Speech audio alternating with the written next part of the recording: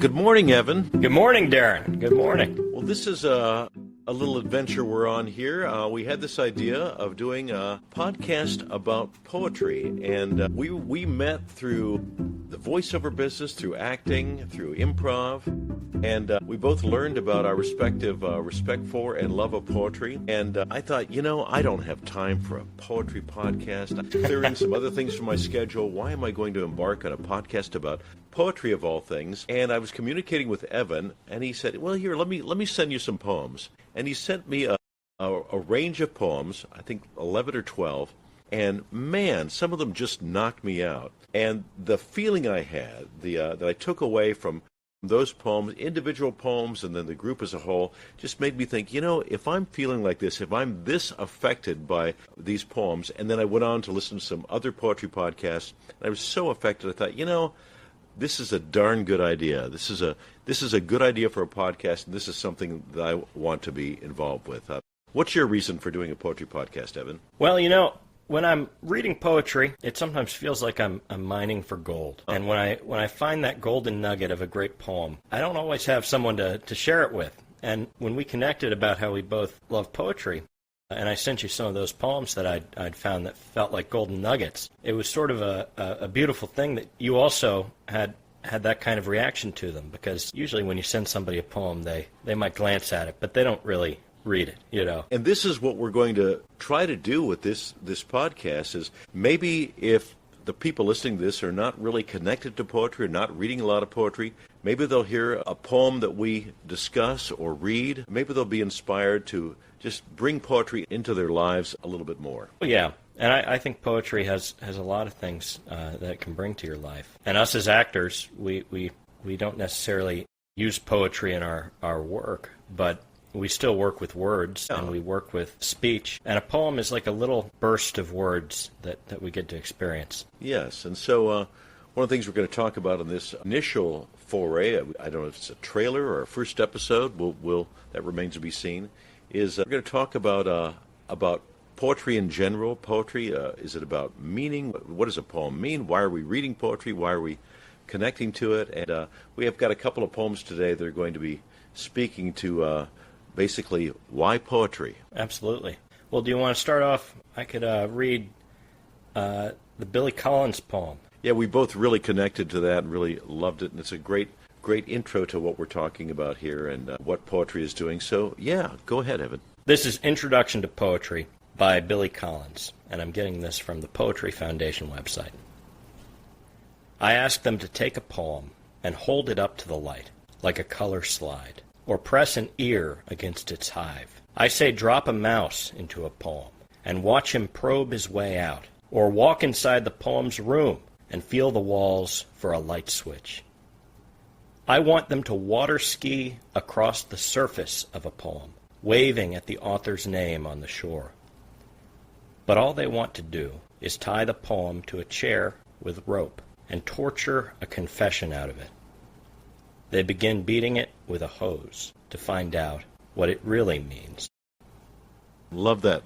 We both love that one. Yeah, and I've learned more about this, especially as we've talked about doing this podcast, this idea of like, stop thinking about meaning, stop holding the poem to a chair and torturing it for meaning, just let it wash over you. And there's so many poems like that, and there's so many kinds of poetry like that where if you try to get some fundamental meaning, in quotes, you're going to torture yourself, you're going to torment yourself. You need to let it wash over you. And I compare it a lot to like abstract art. Oh, what does that painting mean? It's a globe with a barbed wire around it, and it's, like I'm trying to think of some abstract image from abstract art, and you can't think about, what does that mean? What does the globe mean? What is the barbed wire around the center? You just take it in, let it wash over you, and a lot of poetry is like that. But even the Collins poem is pretty evident. You can really clearly take in those images and get a lot from them just superficially too. Yeah, and I think sometimes switching from what does it mean to what's happening can be helpful. What's happening in the poem, because then you're not trying to say this means something important, but you can notice what's happening. And I think one tool that I like to use, which I learned from a former professor of mine, Mike Tooney, is the poetic turn. Yes. The poetic turn. which is the idea that in a poem, something shifts, something swerves, something is surprising. And paying attention to that moment can be a really good way to look at what is happening in a poem. Yeah. And so in this poem by Billy Collins, I noticed that, he says, ask them to take the poem and do all these crazy things to it. But the turn here is on the word but all they want to do is tie the poem to a chair with rope and torture a confession out of it. So right there, the poem shifts from what it is that he wants people to do with a poem, and then it shifts, it turns, it swerves into what he sees is maybe happening in the world of poetry. I mean, do you feel like you were taught poetry in either of these ways, either torturing a confession out of it? This is one of the many wonderful things about working with you, Evan. You brought to me the idea of the poetic turn. I've read a lot of poetry, but that particular phrase I don't recall seeing. You're a lot younger. We come at poetry and life from two different sides. You're a much younger man. I'm an older guy, and of course I've read a lot of poetry and certainly if we include Shakespeare, a tremendous amount of poetry in the course of my life. But you've really studied, and you've had these wonderful professors at Illinois Wesleyan and perhaps from other places that have really brought you into connecting to poetry and the poetic turn specifically. And so when you brought that to me, that made so much sense. And it's very likely what this people are wondering, why don't they tell us that the podcast is called The Poetic Turn? We're looking at titles for this podcast, but it very well may be The Poetic Turn. Yeah, a worthy title. Certainly a worthy concept. Because in all art, at the end of the day, we want to be surprised in some way. We want something to take our attention from maybe the monotony of our lives and turn us or swerve us around and make us see things differently. And when a poem can do that in such a short time, it almost trains us to pay more attention to life. So well said, Evan. Very, very good. Very, very important reason for engaging with poetry and for doing this podcast. I want to quote those words and put them on our the J card of our cassette for this podcast. Oh wait, they don't have those. Yeah, this will only be available on cassette. Only available on cassette. Cassette or compact disc or pink vinyl. Yes, indeed. Well, how about another poem, another good introductory poem to bring us into absolutely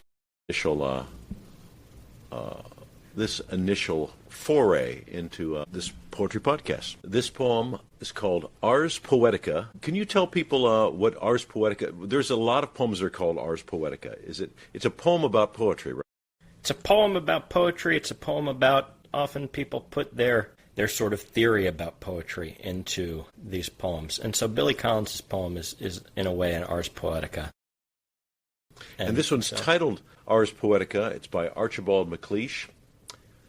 Ars Poetica by Archibald McLeish. A poem should be palpable and mute as a globed fruit, dumb as old medallions to the thumb, silent as the sleeve-worn stone of casement ledges where the moss has grown. A poem should be wordless as the flight of birds. A poem should be motionless in time as the moon climbs, leaving, as the moon releases, twig by twig, the night-entangled trees. Leaving, as the moon behind the winter leaves, memory by memory, the mind. A poem should be motionless in time as the moon climbs. A poem should be equal to, not true. For all the history of grief, an empty doorway and a maple leaf. For love, the leaning grasses and two lights above the sea. A poem should not mean, but be. Man, just what a great poem. What a great poem. What a great introduction to poetry. A poem should not mean, but be. And let those images wash over you. And if we can, we'll try to, we're going to do our darndest to get links to things in the show notes so people can read these things over for themselves. If we're able to do that, we're kind of, these are early days for this podcast. We're figuring out what we can do and what we can't do. But certainly talking about poetry and taking in poetry and sharing poetry with our audience is something we can do. Absolutely. I mean, what drew you into that poem when you first read it? Because this is one that I remember you said struck you right at the very beginning. Yeah. I think these metaphors for things that are mute, you can just see the passage of time in them, silent as a sleeve-worn stone of casement ledges where the moss has grown. So someone has been leaning on those ledges for centuries, perhaps generations. So there's a history. You could imagine a rabble of voices of all the people that leaned on that casement ledge. But it's completely silent, of course, when we look at it, when we listen to it. But there's a story. These images tell stories. That's the thing. These images speak almost loudly in stories. Absolutely. Yeah. And I think they put things that don't necessarily go together, and they really make you think about what is going on and what a poem is. I mean, I'm drawn right now to a poem should be wordless as the flight of birds. Oh, yeah. A poem should be wordless as the flight of birds. And you could get tripped up there and say, well, what does that mean? A poem has words. How does that make any sense? And then you're starting to try to get a confession out of the poem. You're trying to beat that. You're trying to torture a confession out of that poem. You say there can't be a poem that's wordless, but it's wordless as a flight of birds. Yeah. And just thinking of that image, it almost makes you say, are there actually words in a flight of birds? What is a poem? Why is it that we're drawn to a flight of birds? We turn our head when a bunch of birds fly overhead or rise to the sky. And it's wordless, but it's impactful. And so maybe this is also saying, pay attention to the times when things jump out at you, when things turn, when things change. Yeah. And life is an art. Absolutely. Well, excellent. Really good thoughts, Evan. And a good kind of launch to us here, I hope. And we're going to be engaging with other poems. Evan has a gift for finding really great things. I'm going to rely on him and lean on him with his greater depth and connection to a lot of poems recently. But I have some things I've brought to the table as well. So it'll be a useful collaboration. But I'm so glad we're getting this going. And I hope people connect to it and maybe find out more about poems and poetry. Absolutely. Well, thanks for having this conversation, Darren. Right back at you, Evan. It's wonderful to see these poems through your eyes as well, because I think you learn something through seeing somebody else read something and appreciate it. And already shown me so much in the poems in the not very long time. I mean, in the months we've been talking about this, I've just really connected to poetry like never before through your eyes. So I thank you for that. All righty. Well, thank you all so much. Thanks for listening. We'll do this again.